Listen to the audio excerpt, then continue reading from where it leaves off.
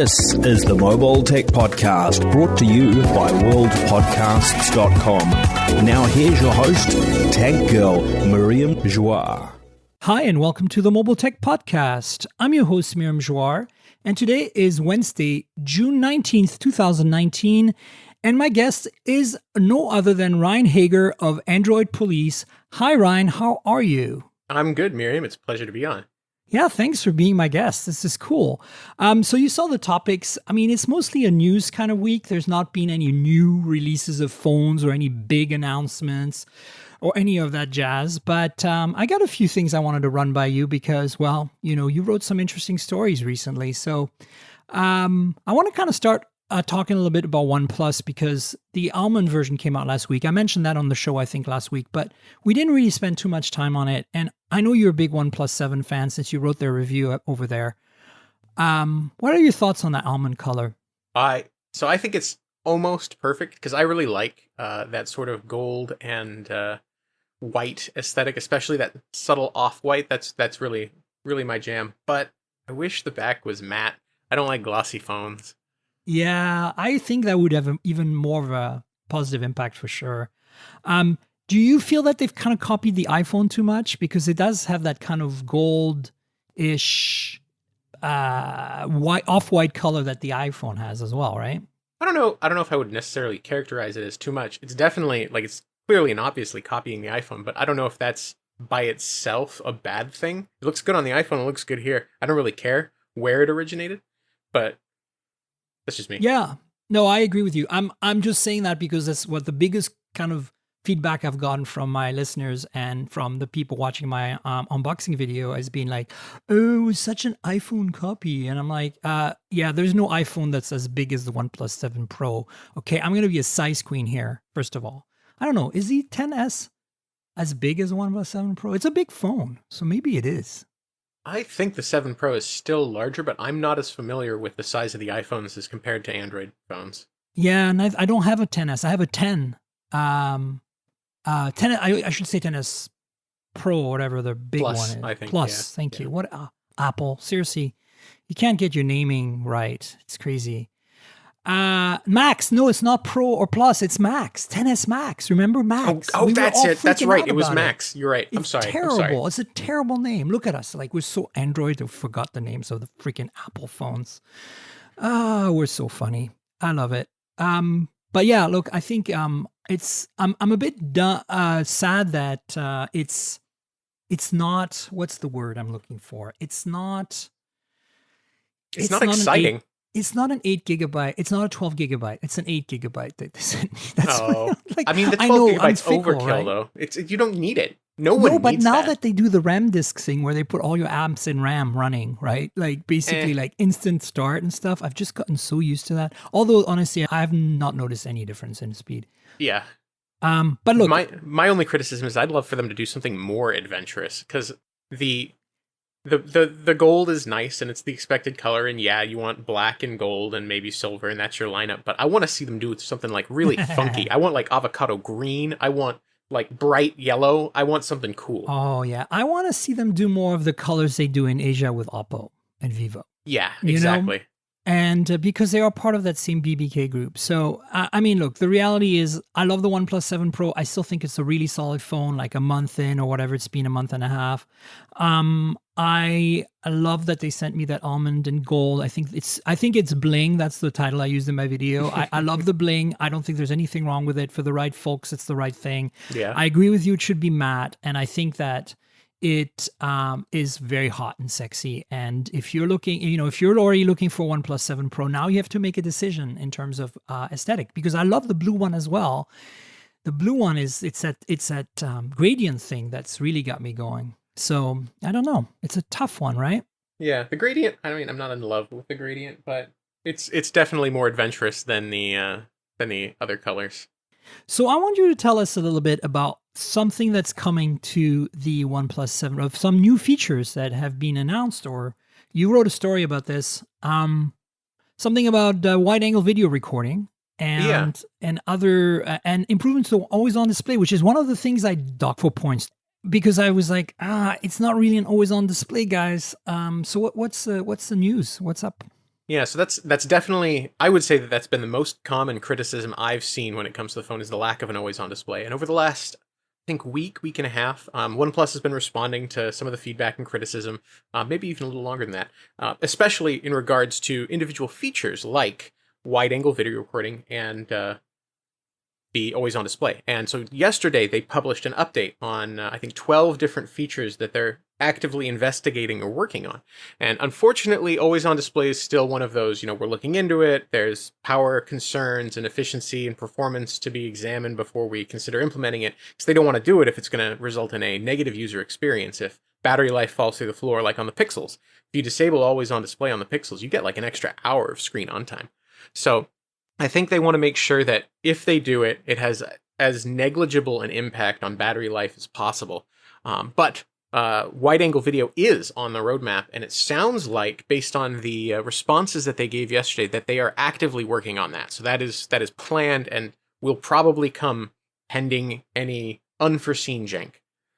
That's awesome. I mean, look, those are two things that I talked about in my review as well on geekspin.co. And I think, I think we all came from that, if you have multiple lenses, you have video recording on all the multiple lenses, right? And they didn't deliver that. So we were like, guys, hello, give us some love here. So yeah, that was disappointing, but there's so much good stuff about the OnePlus 7 Pro that I was willing to gloss over some video inappropriateness there, but at the same time, it's good to see they're working on it. And this is the one thing about having a company like OnePlus that's so connected to its user base, is that you're going to get that feedback loop, and it's going to make for a better product, right? And they're only ever getting better with that.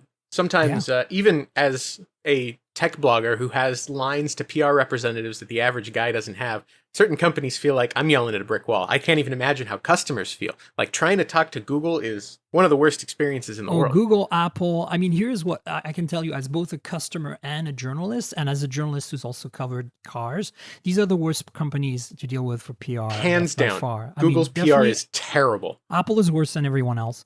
Then there's Google. Then Tesla is up there as well. Tesla is terrible, both as a customer and as a journalist. It's like, you never know who's going to be your PR person the next day. It's kind of like Apple and Google that way. But at the same time, they're really not most responsive with customers. Like, and I think, OnePlus has had a lot of growing pains. They finally stabilized their PR like about 3 years ago. The first 2 years were pretty rocky.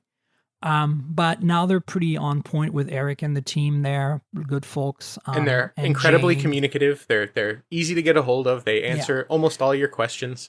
But for customers, they've also had some, to learn. They've especially done some kind of stupid, they've in their attempt to be kind of viral in their marketing, they've done some pretty stupid things in the old days. I think they've learned from that though. And again, I've had enough updates on my OnePlus 7 Pro review unit right now, the blue one that I have, because I haven't really set up the Almond one yet, that I'm like, okay, yeah, like I, as a customer, would feel well taken care of, like the camera's improved, reading the story you wrote gives me a lot of, makes me happy and makes me want to recommend that phone even more. Yeah, I mean, I feel the same way. There's still things about the 7 Pro that I don't like, and I kind of think of phones now not in terms of which phone do I like the most, it's which phone do I dislike the least. You know what I mean? Yes. Because they're all pretty great. You got the Pixel 3, you got the Galaxy S10 Plus, you got the OnePlus 7 Pro, you have the latest Huawei. They're all objectively good phones, but I tend to gravitate to the one that is the least bothersome to use, the one that upsets me the least to have to deal with. And for the last, I would say, 2 years, that's been pretty consistently OnePlus phones. There are things about them I don't like. The camera for ages, a bunch of, small software issues like background apps being killed prematurely and not being able to fix that in settings. But when it comes to actually just like using it day to day, I find myself getting frustrated the least when it comes to using a OnePlus phone. I agree. And it's funny because you and I spent quite a bit of time together in New York at the OnePlus 7 Pro launch. And at the time, we'd had the device for a while, and our views went up when the events ended, or in the middle of it, or whatever. And you remember how we were still very kind of still in the kind of honeymoon phases, and now I look back and I still can't disagree with a lot of what I said then. Like, I'm still pretty smitten.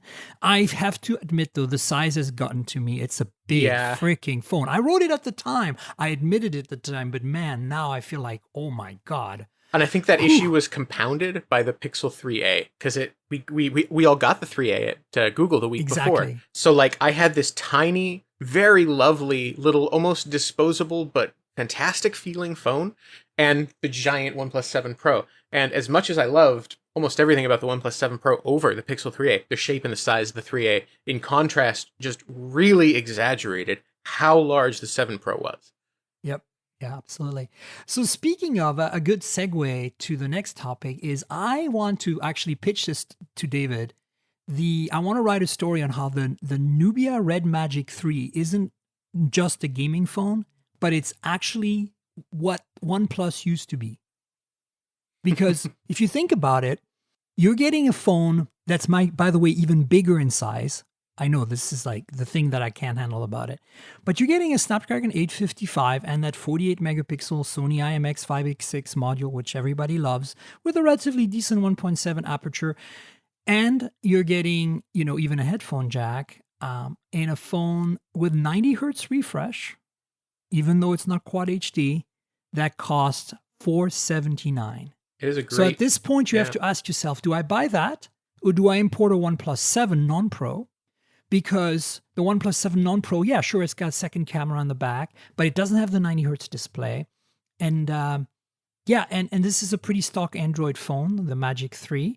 And it's got, the only thing that I can think of is kind of, it's kind of ugly because it's a gaming phone, right? And it's big because it's a 6.65 inch display with top and bottom bezels where the speakers are. Basically, think of the Pixel 2 XL type design, and what we're seeing in the leaks of the Pixel 4 look like, top and bottom bezel with a screen in the middle. And this screen is so massive that if you put this Red Magic 3 side by side with the OnePlus 7 Pro, it is actually taller by about, I don't know, I want to say a half inch or quarter inch.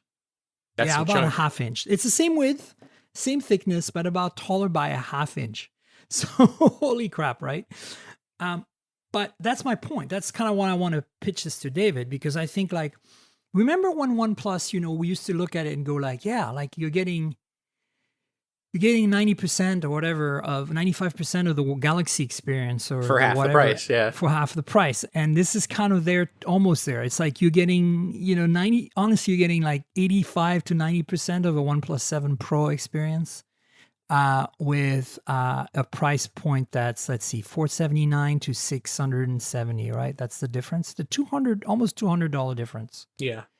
And so, look, if you're a gamer, this phone might make sense. I don't think gaming phones make sense, period. That's my opinion. But if you are a gamer and that's what you're looking for, you want the shoulder buttons, you really want to crank, like, it has got a big battery too, 5,000 milliamp hour. If you want to crank the performance to max and turn on that fan on max speed while you're playing games, good for you. But I'm looking at the reason I got a review in it, and I will have an unboxing video in my show notes, is that I wanted to try it out as a regular phone with that premise of like, could this be the new OnePlus? Could this be to OnePlus what OnePlus was or is to the rest of the world? So what are your thoughts from what you've seen so far of that phone? Well, yeah, admittedly, I don't have one. I haven't played with one. My only concern, based on what you've described, would be the software in a different way. I know you say it's stock-like. Yeah, updates. Yeah, exactly. Updates would be my concern. Because that is probably the best secondary software aspect of OnePlus ownership. How many updates has the OnePlus 7 Pro gotten in the last month? I think it's like 4 now. 4, yeah. Yeah, that's insane. That is nuts. Nobody does that. Google you're lucky to get the full one a month with Google. I think the Pixel 3a went after launch, got it launched out of date by 2 or 3 months when it came to security patches, and then it took another month to catch up. So OnePlus is really like kind of pushing the envelope. Yeah, no, I agree. I think the difference, though, is that what we're looking at here is, the OnePlus 7 Pro. I think we're getting all these updates because of customer feedback. It's kind of the honeymoon phase of updates, Yeah. right? I don't think No, we're going to certainly. see that many updates in 6 months. But at the same time, you're right that there's absolutely no doubt in my mind that the Red Magic 3 is not going to see the same amount of updates as the OnePlus 7 Pro. Because OnePlus is committed to, I think, bi-monthly security updates, which is, I mean, that's good enough. You're lucky if you're with another OEM to get quarterly updates, and if you have Samsung, like 2 a year is a big deal if you have the unlocked version of the phone, right? But For sure. yeah, I think that that's probably going to end up being a problem with Nubia phones generally and the Red Magic 3 specifically. But time will tell, I guess. I don't know. I haven't had any of the company's previous phones, so I don't know what it's like when it does do updates, how frequently, what kind of schedule. Yeah. Look, I think the thing is here's the thing about this phone that reassures me on updates is that it is a Snapdragon 855, essentially reference design other than the fan. And so you're potentially going to be able to put third-party ROMs on this, right? Assuming the bootloader is unlocked, which I'm not sure, but I wouldn't be surprised if it was unlockable. And so the end result is you're getting a phone that potentially could evolve in the same way as Pocophone was really impressive for its price point. This thing I think is really impressive for its price point. And more importantly, you don't have to go to China to get it. And it doesn't have weird, wacky, annoying China software like I'm about to talk about with the next topic. But it's like, that's kind of what my angle is on this is I want to take it for, and also that IMX 586 48 megapixel sensor, even though and honestly so far the camera software that they provide is pretty decent. I mean, the camera experience is poor, it's not the best. It's probably just Qualcomm's binaries, yeah. The results are nice. So what I'm thinking is once the Pixel camera it's like the Moto Z4 I reviewed last week. Once the Pixel camera gets ported to that, since it's essentially a standard Pixel chipset, the 855 is going to be on the Pixel 4 and the Snapdragon 670 5 in the case of the Moto Z4 is very close to the Snapdragon 670 of the Pixel 3a, right? So these are potentially phones that are going to be very soon see ports of the Pixel camera. And then what, right? Because then you have a great camera module supported by a great camera app on a supported chipset. And I think, and the display is beautiful. It's 90 hertz. You can feel the smoothness of that display, just like you do on the OnePlus 7 Pro. Plus, the other phone that has a 90 hertz display that's also not Quad HD is the Asus ROG phone, but the ROG phone is Snapdragon 845. It's like almost a year old now. It was announced a year ago at Computex. So my point is that this is why the Red Magic 3 is to me way more exciting than the Red Magic Mars was. And it's super big and the fan is really silly. Although you don't hear it when you just use the phone normally. It's only in game mode that you can control that really. And then you can crank it to be max on the time. And it's very faint even on max speed, but you can feel the airflow through there for sure. It's very interesting. And so the only negatives so far that I found with that phone, other than the fact it doesn't have multiple cameras, but again, a lot of good phones don't have multiple cameras, including the Pixel 3s, is that it has no NFC. So you cannot do Android Pay with it. It does have a headphone jack, though. It doesn't have microSD expansion. So whatever version you buy, you'll get the storage you get. It goes up to 256 gigs and 10 gigs of RAM. The one I have is 8 gigs, 128. There's a 6 gig 64. I don't recommend you get the 6 gig 64 because $479 is the price of the 8 gig 128 in the US. And then the other thing is, the size. I mean, the NFC and the size are the biggest issues. The rest is all... I think there's also no IP rating, right? Because it has the fan. Well, but so, the Moto Z4 doesn't have an IP rating, has a nano coating. We know the OnePlus 7 Pro is pretty watertight from the tests we've seen, but it's again not officially rated. Yeah, but this is like explicitly there's a hole that goes inside. You definitely don't want to dunk this one at all. But at the same time, if you get it wet, I bet you on an area where it doesn't have the fan, like just briefly, I don't think you're gonna have to. It. You get a water droplet on the screen, it's fine. Put it in a case, and I think you'll probably be okay, unless the water or the liquid falls right in the inlet while you're playing a game and it's running. Pulling all that goo in there. Oh God, what a mess. But for $479, you just go buy another one. That's kind of how I feel about a lot of phones. I know that we're in a privileged position because I know we are. we're tech bloggers and we get stuff all the time and we're constantly rotating through phones. There's like piles of them everywhere, like building materials. And that's perhaps slightly off topic. That's why I love the Pixel 3a so much, is because it's almost perfect and it's so cheap I don't care what happens to it. Yeah. The other thing you get on the Red Magic 3, which I like, is dual front-facing and front-firing speakers, and they sound okay. I mean, they're not like super great, but they're, I would say, a pretty competitive, like probably as good as OnePlus 7 Pro, which, as we know, doesn't have the best stereo speaker set, but they're certainly better than any OnePlus before it. And so, look, overall, I don't like the aesthetics of it. I think it's too big of a phone. I wish it had NFC, but for $479, it sounds like a good deal, yeah. Holy crap! 8 gigs of RAM, Snapdragon 855. IMX 486 with a pretty decent f1.7. But a lot of hopes kind of ride on developer support, and I don't know if that's necessarily going to be forthcoming. You're not going to get Gcam ports or ROMs if there's no unlockable bootloader and developers aren't buying and using these devices. And I doubt Nubia is sending them to developers to try to seed support like Asus started doing. Yeah.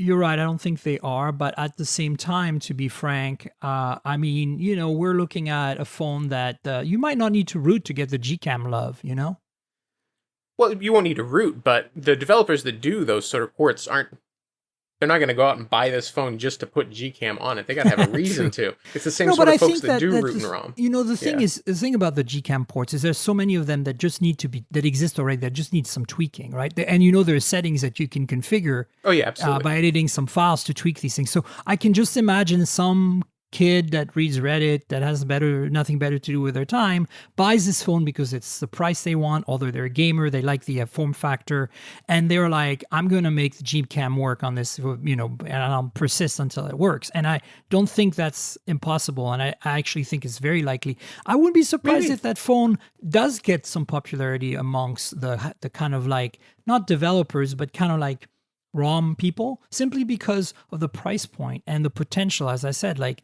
this is pretty much a reference design Snapdragon 855 for $479. So. I think that there's a lot of competition in that space, though, and that is my other concern, because we have, like we were just discussing, Asus is seeding out its Zenfone 6 to developers, and it occupies the same price point, and a lot of the developer types are interested in it. Arnova, in fact, one of the most well-known Gcam developers, was given a Zenfone 6 by Asus, and he's already released and continues to work on Gcam ports for the device.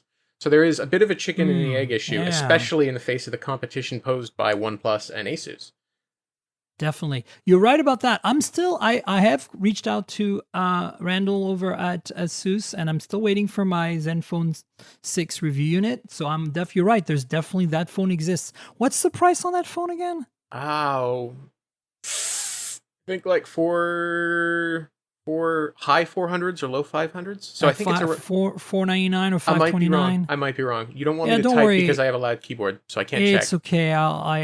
We don't really care. The people can look it up. That's why they pause the podcast and go, oh, let's check that out. Yeah. TK. I always think of a TK as taking on the keyboard. But anyway. So I think overall I'm impressed it sounds like it. The price and what you get for the package. But you're right, the Zenfone 6 exists and it's available in the US. It's interesting though that they're, these phones both have 5,000 milliamp hour and Snapdragon 855 and some kind of interesting trick, in the case of the Red Magic 3, it's definitely like this gaming thing with the fan. In the case of the Zenfone 6, it's the trick camera module that pivots and all that. So we live in an exciting time. And a return of exciting times. It's like 2012, 2013 all over again. Everyone's experimenting. It's great. I love it. I'm looking forward to getting my Asus Zenfone 6 review unit. If you're listening, Randall, hello. Hook me up. Okay. So the next thing that I landed on my desk this week, which is kind of old news, but kind of interesting, is the Xiaomi Mi Mix 3. I finally have a review unit. If you're listening and you want me to try some stuff out, ping me on Twitter, ask me your questions. The reality is it's a great piece of hardware, like all Xiaomi devices, or most Xiaomi devices, completely destroyed by a horrific software experience called MIUI. And I really think, of all the Chinese phone manufacturers that have heavy skins in China and somehow end up putting these heavy skins on their global versions.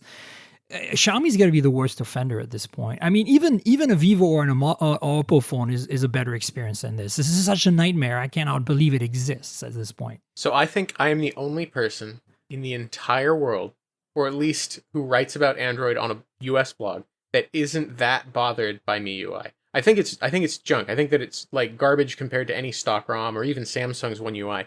But I think it's usable. It's fine. I use the Pocophone as my only phone on but a week and a half the long Pocophone vacation. is a better experience to me than the Mi Mix 3. I don't know what they did to the Mi Mix 3, but it's just like it really feels Xiaomi. Whereas the Pocophone is like feels Xiaomi light. You know what I'm saying? Like, Maybe. I don't know. I haven't used the Mi Mix 3, so I can't speak to that. To me, the last Mi Mix, the last Xiaomi phone I used was the Mi Mix 2, not the 2S. And honestly, I don't feel like there's any different. Yes, I'm running Android P on this thing, but I wouldn't know. It just feels like the same, like heavy-handed. It's definitely slow, heavy-handed. It's slow. It's heavy-handed. Notifications only work half the time. Nobody knows why. Somebody even wrote a notification repeater app that you can install specifically the Mi Mix 3 so you can get all your notifications in a timely manner. It basically intercepts the notifications and force displays them on the status bar. I bet it's super aggressive doze and it's pushing apps out of memory before they can even spit notifications. It's just a nightmare. I mean, Yeah. I love the hardware, but I'm just like, especially now that it's no longer very fresh as a device. I mean, there's a 5G version of it. It was Snapdragon 855 that got announced since then. So I'm just like kind of feeling like I wanted to get excited by this phone because I like the slider. The slider really feels great. Like you can slide all day, click, click, click, click, and it makes that stupid sound. I finally turned it off, but it's like this weird futuristic Star Trek, computer sound, when you slide it up and when you slide it back down, like bleep, bleep, bleep. And I'm just like, I love all this. I love the hardware. I love the form factor. But why can't this run something less evil? Yeah. Like it's just. And so I'm, interestingly, when I was looking at Android Police for some related stories you might have written, I found a story by Jules Wang about the Android Q coming to MIUI. Of course it is, but this is more details about which phones are getting it. So I'll put all this in the show description, the show notes, along with my OnePlus Almond unboxing and your story on the upcoming OnePlus 7 Pro features and my Red Magic unboxing and also my Mi Mix 3 unboxing, so you can have a look at these phones, those of you who haven't seen them. I mean, look, I want Xiaomi to come to the US. I want them to. Amen. I want them here. I want competition. I want choice, but they need to change their software. This is not going to fly in the US at all. If they come here, they absolutely will have to change their software. That won't work. Yeah. And I mean, like Vivo, I feel kind of the same, but Oppo, I think half the time they can kind of get away with what they have. It feels like Huawei did 2 years ago, Huawei was barely able to sneak by with its changes, in my opinion. I think that Huawei's ROM is every bit as bad as MIUI. I think it's just as bad, which means it's also just as good. Because I feel it much less. It feels like with the Xiaomi, when I use it, I feel like I'm walking in mud. Like I'm constantly at friction all the time. Whereas when I'm using any Huawei or Honor phone, I feel that I'm seeing mud, but I can run through it really quickly. Everything is fast. I think what I'm saying. Well, that's because I love Huawei Silicon. Oh, it's so fast. And it's so integrated. And so what I'm saying is it's nice. It's fine if you have weird customizations in your UI and your weird behaviors, as long as you can kind of get around them quickly by jumping around like have super agility, right? And on Xiaomi, you don't have that. You just literally feel bogged down. Like half the time I just feel like, remember how TouchWiz used to be? You wanted to throw your phone at the wall. It was slowing it down so much. That's exactly what Xiaomi's MIUI feels like to me. I think it's probably a fair criticism. Anyway, so Mi Mix 3, interesting phone. But wow, I forgot how bad the software could be. Especially because I've been playing with phones with such good software lately. That's the other thing, right? Huawei's P series, all the Pixels, all the OnePluses, even Moto Z4, great software. And even the Red Magic 3 has a very lightweight, non-skinned version of Android. Unless you put it in its like game mode, it says a little slider on the side, puts it in game mode and like your UI changes. And then, but you're kind of like in a game carousel type UI. So who cares about that? All right. So we get some leaks and rumors, obviously, because that's the season, right? Yeah. People are bored. It's like it's summer. Let's see what's happening. So we're all very excited about the Pixel 4, especially after last week's Google bomb, right? Yeah. It's like, hi, here's the Pixel 4. Okay. Wow. All right. So what's your take basically on this, on so far what we know of the Pixel 4? I mean, I think we don't know enough really to come to any judgment about anything except the company's newfound marketing focus. I think it's good that they were willing to talk about it publicly, since everyone else already was. I know PR usually has this thing where it's, strictly no comment until it's official, and they have a precisely ordered and structured series of events that they want to occur before they'll even talk about the phone.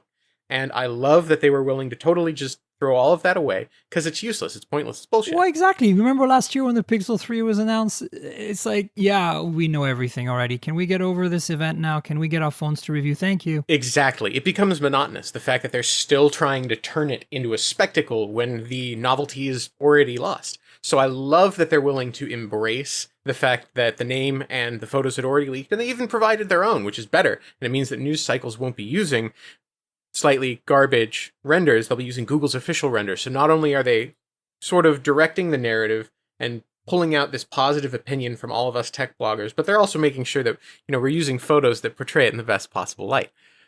Yeah. So what do you think, other than the marketing, of what we know so far of the Pixel 4?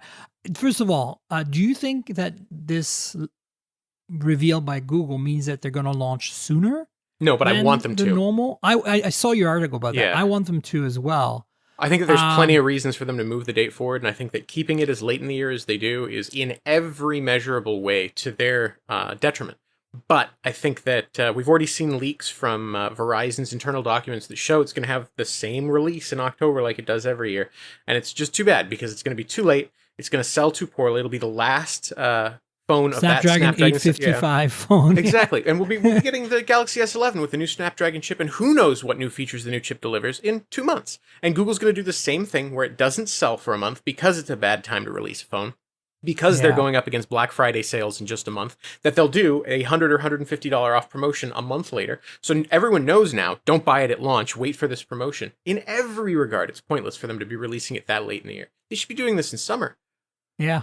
But at the same time, it means people can buy Pixel phones at Black Friday at a good deal. And they're good phones. And at that timing, it's not a bad deal to buy one at that point.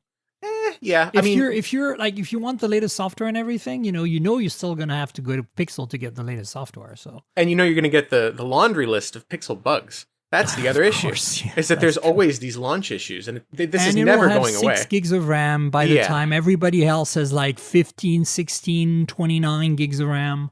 I know it's supposed to be multiples of 2s, guys. I get it. 16. Okay, 16. Who knows? I'm counting that there'll be a 16 gigabyte phone sometime by the end of 2019. It's going to happen. You're probably right. But maybe a 14 first. It's a weird number though. 12 it makes sense somewhat. 15 and a half. No, Ryne, no. Sorry to disappoint.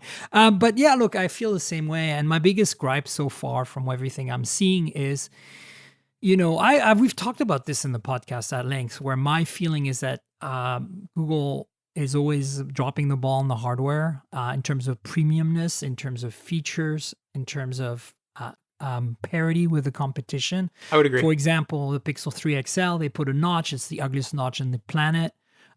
You'd be better off, which I seem to have learned, to do what the Pixel 4 is going to do, the XL, which is going to have basically a top and bottom bezel with a whole bunch of sensors in the top. At least it doesn't look goofy, even if it doesn't look very modern, when every phone at that point, I mean, the Galaxy Note 10, we're going to talk about that in a second, but the Galaxy Note 10 screen looks like the most amount of screen you can get with still some sort of hole for a camera in the screen.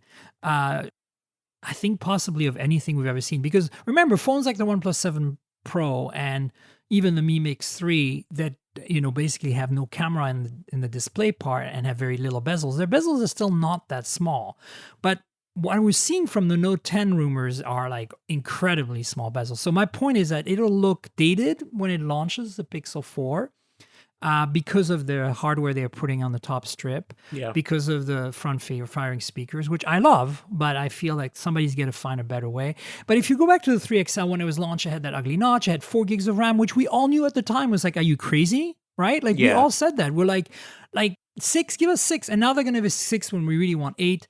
You're going to say that doesn't make a huge difference, but I think 4 versus 6 makes a difference if you're multitasking. I think 6 to 8 is a good sweet spot now. Correct. I think more than 8 is really you start getting into superfluous territory, but 6 to 8 is really necessary. Yeah. More than 8 is RAM disk territory, yeah, which can be a nice thing. And then the other thing is, the camera, the single camera. I mean, it's a great single camera, but it doesn't do wide angles. It doesn't do telephoto. And when we see what the competition has done with, Oppo and Huawei, you're like, okay. And even Samsung, it's about just having the flexibility. With a crappy telephoto sensor that's like 500 years old now. Like, it's like, come on. Like, and now they're showing 2 cameras. We want 3, Google. We've been so clear about this. Yeah.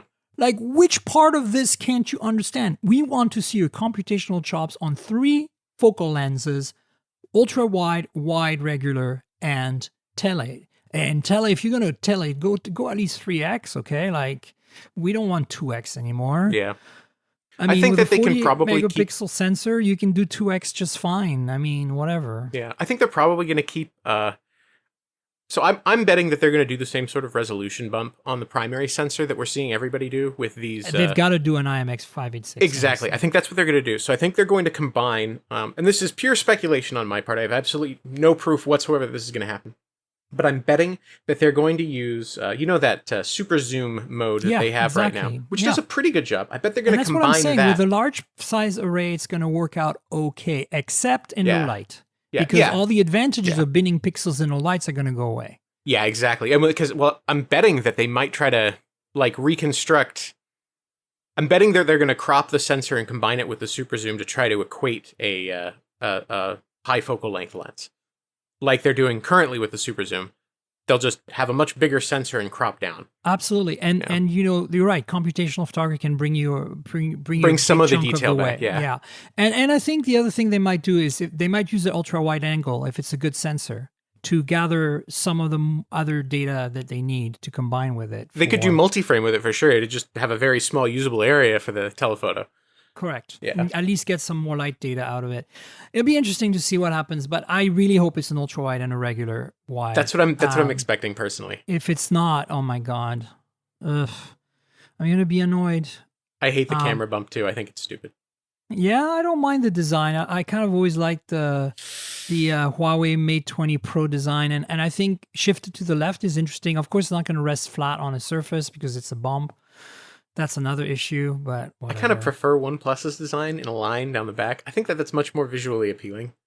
Yeah, look, I mean, I like squarish designs, so I like the square, but I think it's a matter of taste. Ultimately, I'm not going to dock them on taste unless it doesn't feel premium, which unfortunately, even without a case, the Pixel 3 and 3 XL just don't feel as premium as a OnePlus or an iPhone or Samsung. I don't know how to explain this to folks that if you haven't touched all these phones, it's really hard to explain because in a vacuum, the Pixel 3 and 3 XL are nice. They feel good. But they don't feel like $1,000 phone. But you just look at the detail and you're like, for the price, guys, you should have done better. And you feel that power button and you're like, this is plastic on $1,000 phone. And you look at the the OnePlus and you're like, oh yeah, they they cost $670 and like this is a miles better, right? So we'll see. But the reality is that I'm excited. I'm primarily a Pixel user for better or for worse. I think I'm a bit Stockholm syndrome after all these years of being a Nexus and Pixel user. The software is addictive. The features are so good. And now the camera too, If I want to just mash the camera button, I still get the best results out of my Pixel 3 XL or 3A. You can just point, shoot, and forget. You don't have to play with a single thing. And yes, I have way more fun with the OnePlus or the Galaxy or even better, the P30 Pro than I have with the others. But hey. Yeah. So anyway, let's talk about the Note 10 rumors because I forgot. So the latest Pixel 4 leak is exact screen sizes and dimensions have been leaked. the link I've got in the show notes. You'll see it's from BGR. From BGR. But I mean, take that with a grain of salt. But at least it gives us an idea of what we're looking at in terms of bezels, which is kind of cool.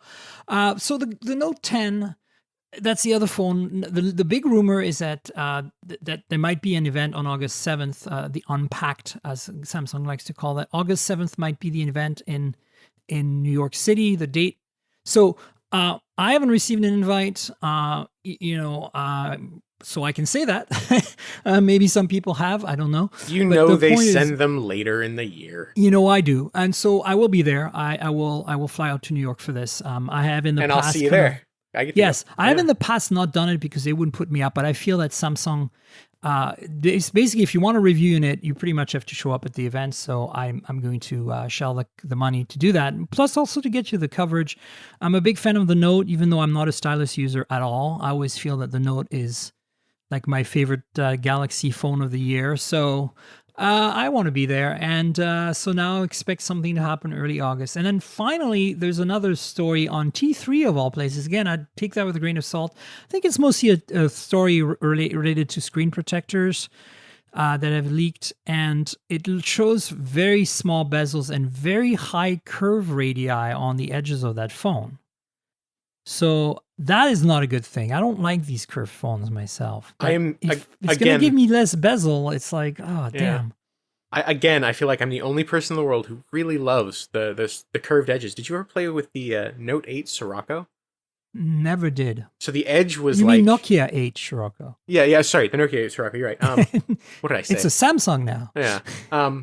But I just played with it at MWC. I never had a review in it. That's all I did. I never had a review, and I only played with it. And the edges were so, the curve was so large that the edge felt like a knife, and I loved it. I thought it was great. But I know that for a lot of people, especially if they're going to use it caseless, it's going to mean a ton of accidental touches on the side. But I enjoy it as, a physical design, the curved edges. Like on the 7 Pro, I love it there as well. But I feel like I'm alone. I'm not against it. I'm not going to not buy a phone because it has that design at all. Like that's never going to be an issue. I like the fact that it gives me really thin bezels and makes the phone look like a sea of screen. And it fits better in your hand. It does fit well in your hand. I don't really have issues with accidental touches, but I feel like the P30, for example, non-Pro, is my favorite right now in terms of bezel to screen ratio on a screen that itself, the screen isn't curved, but the glass is curved. It's hard to explain, but no, I know what you mean. At the edges, they start curving the glass a little bit right where the screen that's flat underneath ends. Yeah. And it is incredible because the bezels they look so thin still, yet you don't have any of the drawbacks that come with that curved display of the light, the weird color shift and the accidental presses and you still have that nice kind of sharp, smooth-ish edge thing that you like so much from the Sirocco. So I don't know. I think there's got to be a better way. I'm sure there is. We'll see how it goes. You know what? Remember there was a phone on Sprint, a Sharp phone a while back. I can't remember what it was called, Aquos, that was bezel-less in 3 directions and had a big bezel at the bottom. I do remember that, and I can't remember. It was a mid-range phone, yeah. But what I liked about it is that to hide its bezels, it had a diamond-cut glass edge. Yeah. So the edge was like, the screen was flat and then there was like a diamond cut in the glass. And it had like this prismatic effect along the edge. Yeah. And it made it look like literally the display was never ending and then suddenly it ended and there was you couldn't see the edge of the phone at all. Yeah. And it was all optical illusion, but it was really well done. And I want us to get to that stage without necessarily having to use sharp edges and of course compromising the integrity of the phone. But we're getting closer every day. Yeah. So we'll see. But I mean, this is like people are saying, on phones there's no innovation. It's like if you start looking at the details, folks, is where you see that people are trying things out and there is a lot going on there. It's just, if it's like, if you're a car nut, you notice the details. If you're not a car nut, it's an appliance that takes you from A to B.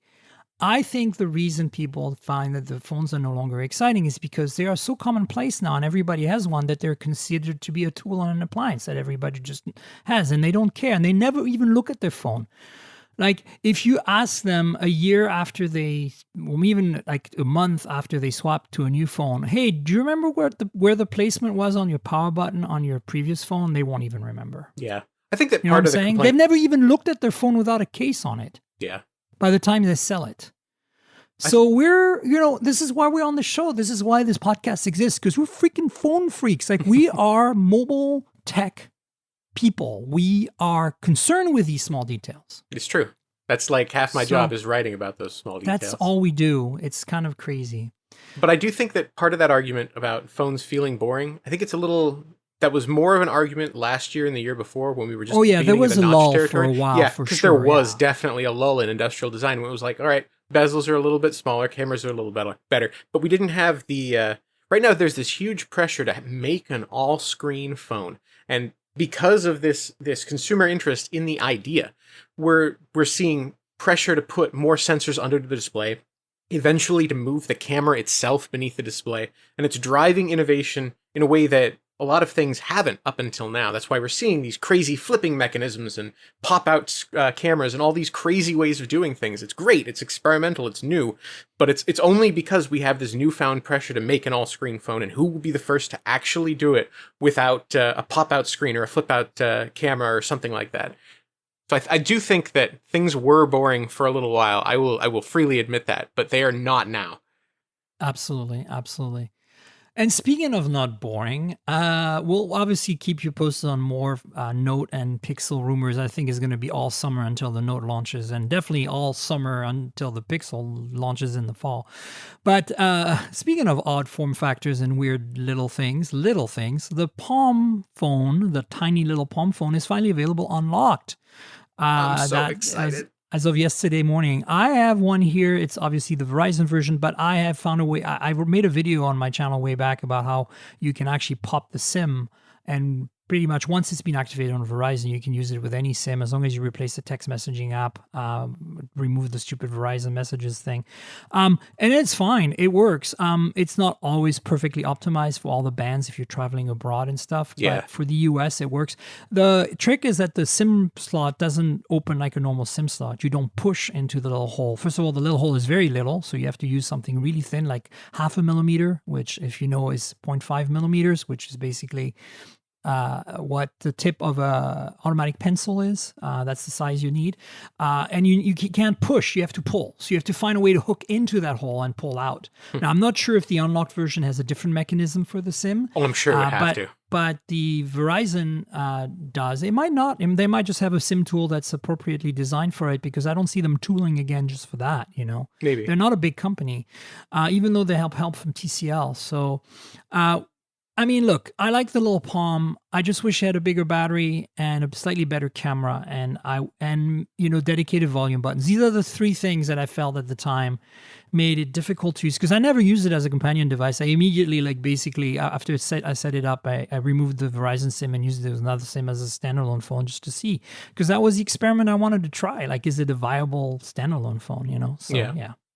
Well, I mean, I have this unhealthy addiction to tiny electronics. I spend way too much money on small form factor computers, on tiny phones. Like I really love tiny electronics. That is my jam. That is my thing. And I really want a Palm phone so bad. Oh my God. Tiny is sexy. Well, maybe you can get one from PR and do a story for Android Police about it. We're planning that. We've asked them, and I'm going to use it for as the Ryne at Android Police meme goes. I'll end up using it for like a week as my only phone, and we'll see how that goes. Don't forget to keep a USB battery pack nearby. I know. 900 milliamp hour battery. Well, I mean, this won't be the first tiny Android phone that I've used exclusively. I don't know if you're familiar with the Unihertz Jelly Pro. Oh, yeah, the Unihertz. Yep. Oh, I love it. So I used that exclusively for a week, and it was a great time. How did that go? I loved it. It's a great phone. Okay, I mean, yes. So it's an objectively bad phone, and it was a compromised experience, but I had a great time. It was fun, right, for a while. Yeah, no, I felt this. Look, and the Palm is beautiful. It's premium. It's like glass sandwich, metal frame.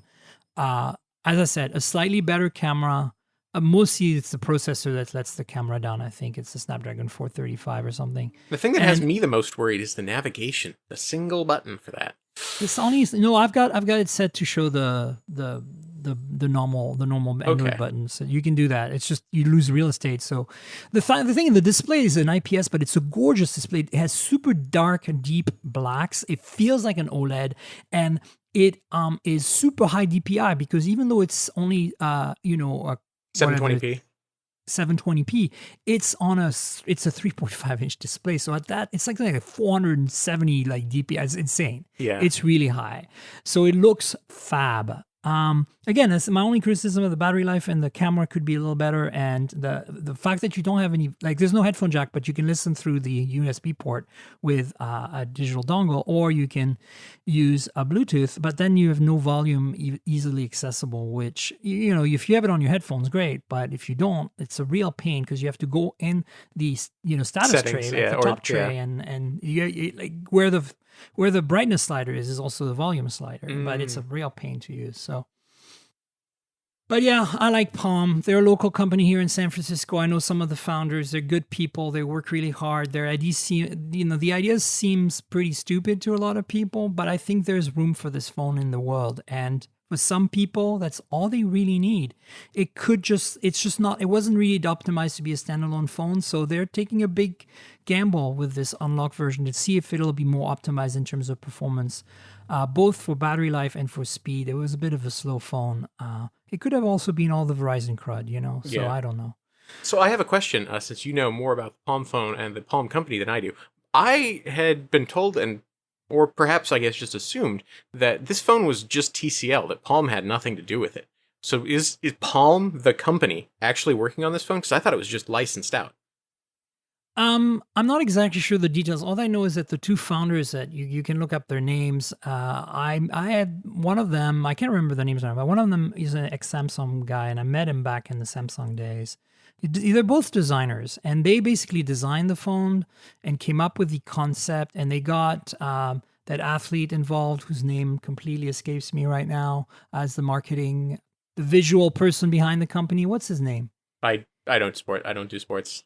They got him on board, which got the attention of a lot of people. And he's an investor as well, that athlete. So, but yeah, TCL is the manufacturer and actually designed the hardware in terms of like the engineering of it. But the industrial design and the software experience and the launcher, which is really well done, I think, for a small phone, and the keyboard, which is also optimized for a small screen. You'll see you won't want to put the Google keyboard on this. You'll want to put keep their keyboard because it's really well done. Okay.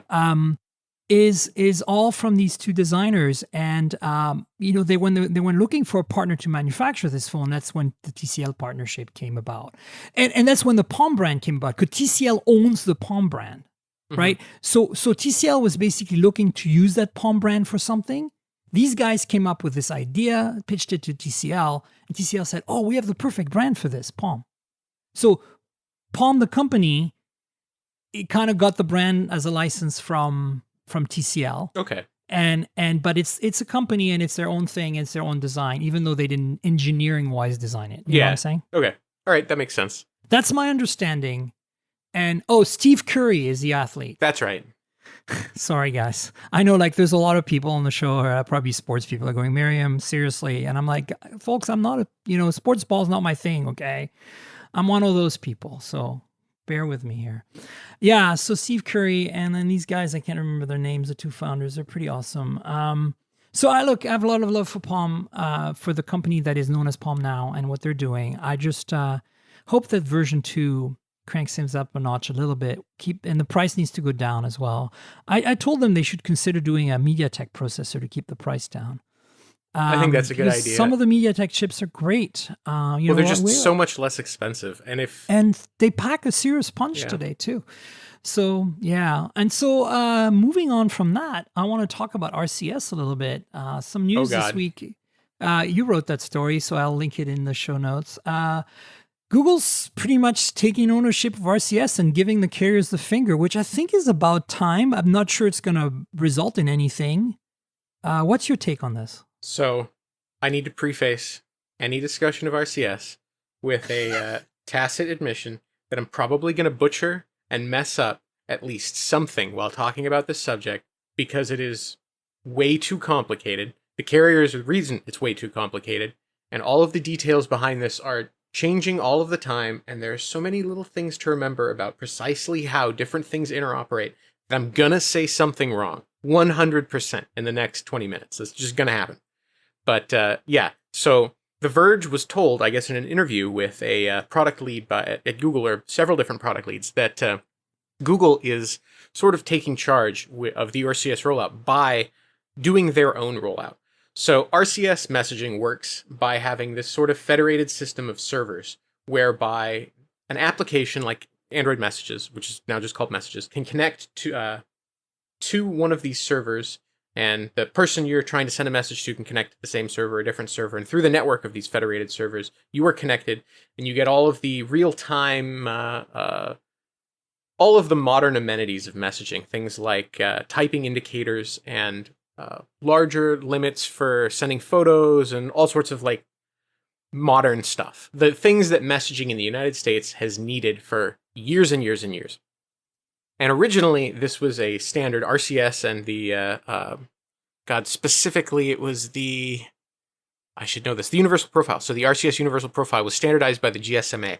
And most of the carriers were initially on board with, oh yeah, we're going to eventually do this. But each one of them decided to implement it in their own non-universal way, where some of them did earlier versions of RCS. I think RCS 1 and the RCS Universal Profile is 2. I might have that wrong.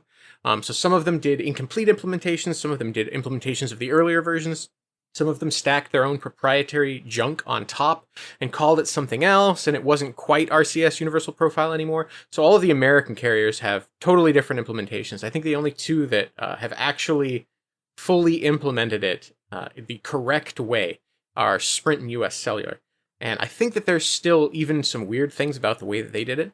But the point is that I think Jibe got started in 2014 or earlier. So we're half a decade into this RCS rollout, and it's not here yet. We don't have it. I can't talk to someone on Verizon or on AT&T with my T-Mobile phone and get real-time indicators when I send them what appears to be an SMS over Android Messages.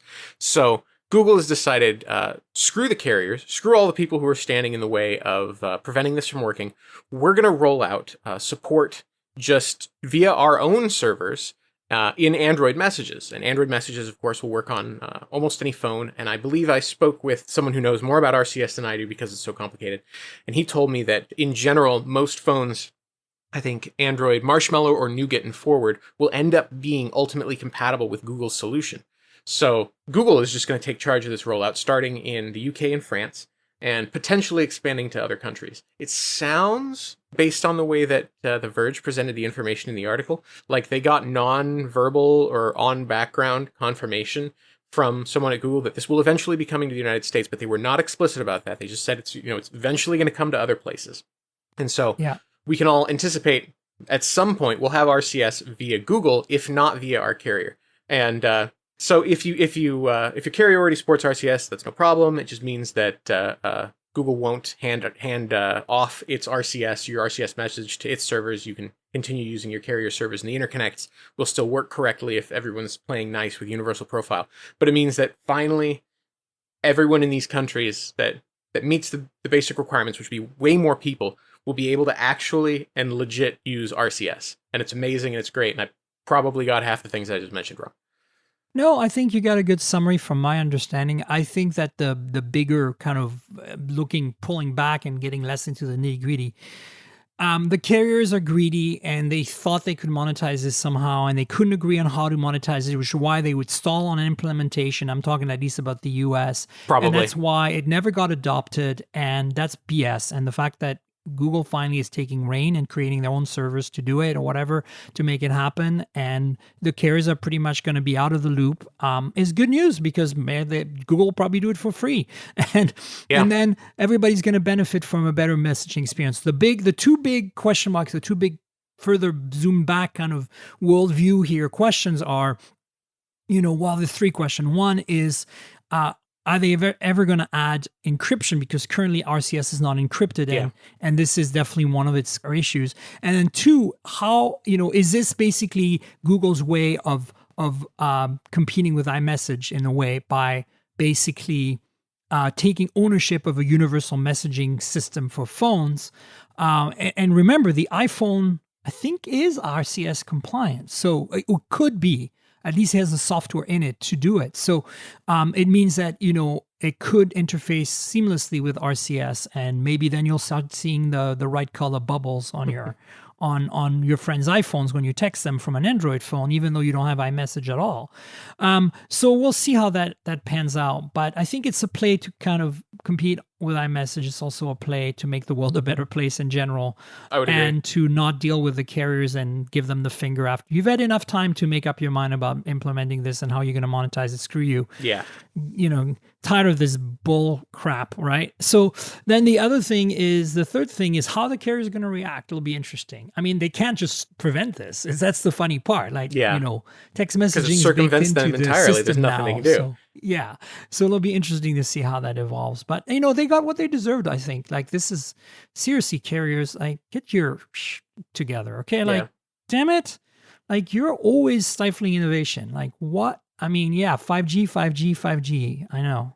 I do think that based on the interview that Verge had, it sounded like Google was attempting to implement encryption at the standards level. So they were going to go to the GSMA and try to get them to agree to a way to do encryption on the RCS universal profile. Because I think that the way it currently stands, it's technically possible for an RCS provider to do encryption within their servers. Right. So, but that once it leaves their servers, you have no way of knowing, I think. Or they have to support it on their end, and it ends up requiring some level of proprietary support.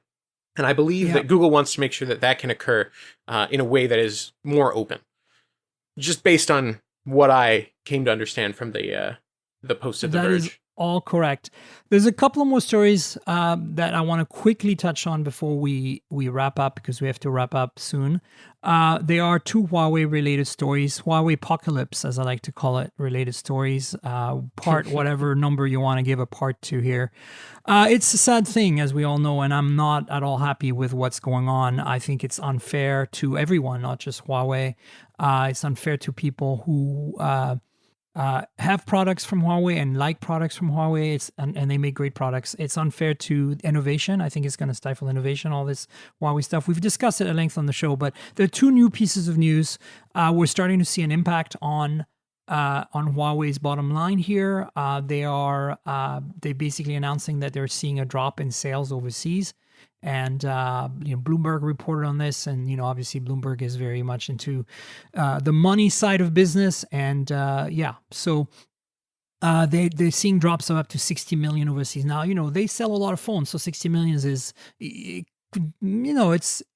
not a drop in the bucket. That's the thing. It's not a huge amount, but it's also not a drop of a bucket. So it's definitely they're seeing an impact from this situation. And more importantly, whether that's related or not, but I'm kind of lumping into Huawei apocalypse, is they have officially delayed the Mate X folding phone for another 3 months. But honestly, I'm not too surprised. I think regardless of what happened with the phone, with the Huawei apocalypse and the general, the sanctions against them and the ban, I don't think that the phone would have necessarily been on time in the first place. Especially after Samsung's phone, especially right? after Samsung's debacle. So I lump them in together because I'm cheeky that way, but I think they could stand alone as different stories that are unrelated. Either way, it tells me two things, and in a second I'd love to hear your thoughts on both these things. But for me, it means that this is hurting them and it's not good for anyone. And two, the Mate X delay means that these folding phones are hard to make and hard to make in such a way that they will meet the standards of what customers expect in terms of reliability and basically usability. So I think this was going to be the year of the folding phone, but I have a feeling 2020 is going to be the year of the folding phone now. Thoughts? I think it's too early to know too much. I agree with everything you said. We've only ever had one folding phone that kinda came out and then it didn't, and now we don't know when it's going to come out. I don't know. I can't even speculate about anything related to folding phones until we actually have them shipping and coming. And I think it's good that they're holding it back, especially in the wake of Samsung's issues, because I'm sure as a result of that, that they decided to do their own more extensive testing, and the fact that we're limited to plastic displays right now means that durability is always going to be a concern. So it's good that they're taking more time to engineer it, but I can't really even offer an opinion about it until I've played with one and they're selling them and they're shipping, and I don't even know. Yeah, well, let's see how it pans out. You know, I mean, that's the thing. Like this whole Huawei ban thing is definitely a bad thing, and as I said, we're very much in a holding pattern for these folding phones, and I think that it just shows you how sometimes our ideas are so pie in the sky that they're really hard to implement with the technology we currently have. And it doesn't mean the idea is bad. It just means that the pace of evolution and innovation in mobile is so quick that every now and then we have to remind ourselves that sometimes you get big hurdles, right? That you need to solve, and it might not be quite as quick as you're used to. And I think everybody in the industry is so used to that fast pace that when they run into a big hurdle, everybody's kind of freaks out because they're like, wait, it's not supposed to take this long. And well, sometimes it does. And why don't we just iterate until we get it right? And there's nothing wrong with that. Yeah. And it's only ever going to take longer as long as we're doing protectionist things like preventing Huawei from entering the US market. Like, oh my God, we're reducing competition. It's going to reduce development. Totally. So, hey, Ryne, do you want to tell folks where they can find you on all the social media channels and, of course, at Android Police and all that good stuff? Yeah. So I am Ryne Hager. You can find me on Twitter at Ryne Hager, all one word, if you can figure out how to spell it. And I'm at androidpolice.com, which should be easier to spell. Yes. I will link to your Twitter in the show notes in case people want to spell that ruins the joke. No, that's fine. Okay, fine. I won't link to your Twitter. Just kidding. You folks all know where to find me. I'm at Tankgirl. That's TNKGRL on Twitter and Instagram. That's like Tankgirl, the comic book character, without the vowels. So that's easy. Just drop the vowels. And I couldn't get that handle everywhere. My YouTube channel is just youtube.com/Miriam Jouar, as you'd expect. And if you want to spell my name properly, just go to my Twitter account at Tankgirl and look at my name. You can spell that out without spaces at the end of youtube.com/Miriam Jouar and get to the YouTube channel. And the reason I bring that up is because, this podcast is audio. So if you want to see the phones we just discussed, a lot of them, I have them in videos on the channel. I have unboxings, I have reviews, I have, hands-ons and stuff like that. So check it out, subscribe to the channel, like the videos, tell your friends, all that stuff. And, be active in the comments. I do listen and respond. Otherwise, if you want to just comment about the podcast, Twitter is really the best place to do that. So go to my Twitter account for that. Finally, the podcast exists at mobiletechpodcast.com. If you just stumbled upon the show and you're like, how do I subscribe? There's an RSS feed there. And more importantly, I'm on all the major podcasting platforms: Google Podcasts, Apple Podcasts, Pocket Cast, Overcast, TuneIn Radio, even Spotify. You won't have any issues subscribing. So just look for Mobile Tech Podcast with Tankgirl there. Finally, I want to thank our sponsor, Audible.com. Audible is the platform for audiobooks. If you want to listen to books instead of physically read paper or an e-ink display, Audible.com's got you covered. Maybe you're a delivery driver and all day you want to listen to shows, but you can't take your eyes off the road. That's the way to do it, Audible.com. So if you're not an Audible customer yet, there's a great deal in the show notes. We have a 30-day free trial for you if you want to try out Audible.com. So check it out. My big thing about Audible is that I love the fact that a lot of books are read by their authors. So it's like, you kind of get really that experience of listening to the person who wrote it, to read it to you. It's a pretty delightful thing. So the link is audibletrial.com/mobiletech. That's audibletrial.com/mobiletech. It's also in the show description below. Click through. If you do decide to do the 30-day free trial, you will support the podcast. So think of that as a way to help us out here. And I want to thank Audible for being a longtime sponsor. And finally, Ryne, thanks so much for being on the show. That was really awesome. Always a pleasure to speak with you, Miriam. Absolutely. We'll have you on some point in the future. And until then, stay tuned for another show next week, everybody. Cheers. This has been the Mobile Tech Podcast with Tankgirl, proudly presented by worldpodcasts.com. You can visit us online at mobiletechpodcast.com.